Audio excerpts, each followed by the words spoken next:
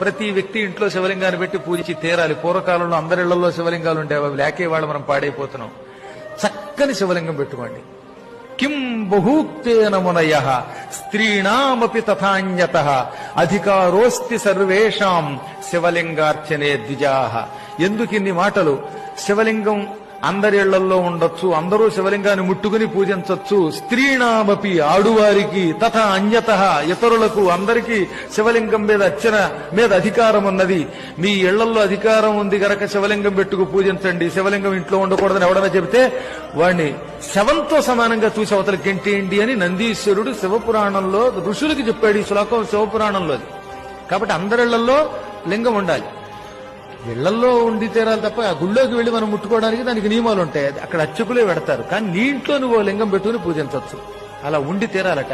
అసలు శివలింగం లేని ఇంట్లో అన్నం తింటే అది శవం దగ్గర పెట్టిన